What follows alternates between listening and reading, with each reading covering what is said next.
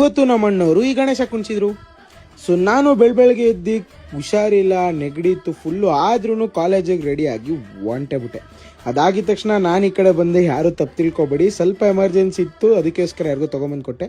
ಅದಾಗಿದ ತಕ್ಷಣ ಗುರು ನಮ್ಮ ಅಣ್ಣವ್ರ ಗಣೇಶ ಈ ಥರ ಇತ್ತು, ನೋಡೋಕ್ಕಂತೂ ತುಂಬ ಖುಷಿಯಾಗಿತ್ತು ನನಗೆ ಈ ಗಣೇಶ ನೋಡ್ಕೊಳ್ಳೋಕೆ. ಅದಾದಮೇಲೆ ನನ್ನ ಹತ್ರ ಒಂದು ವಿಷಯ ಇದೆ, ಎಲ್ಲ ನನ್ನ ಸಬ್ಸ್ಕ್ರೈಬರ್ಸ್ಗೂ, ಎಲ್ಲ ನನ್ನ ಫಾಲೋವರ್ಸ್ಗೂ, ಎಲ್ಲ ನನ್ನ ಇಷ್ಟಪಡೋರ್ಗೂ, ಇಷ್ಟಪಡದೇ ಇರೋರ್ಗು ಚೆನ್ನಾಗಿ ನೋಡ್ಕೊಳ್ಳಿ ಅಂತ ಈ ಒಂದು ದೇವ್ರ ಹತ್ರ ಬೇಡ್ಕೊಂಡು, ಆ ದೇವ್ರನ್ನ ಕಣ್ಣಿಂದ ನೋಡ್ಕೊಂಡು ಇರೋಕ್ಕೆ ಟೈಮ್ ಸ್ಪೆಂಡ್ ಮಾಡಿಬಿಟ್ಟೆ. ಡ್ಯಾನ್ಸ್ ಗೆಲ್ದ್ವಿ, ನಮ್ಮ ಬಾಯ್ಸ್ ಎಲ್ಲ, ನಮ್ಮ ಅಣ್ಣಂದಿರೆಲ್ಲ ಡ್ಯಾನ್ಸ್ ಮಾಡಿದ್ರು.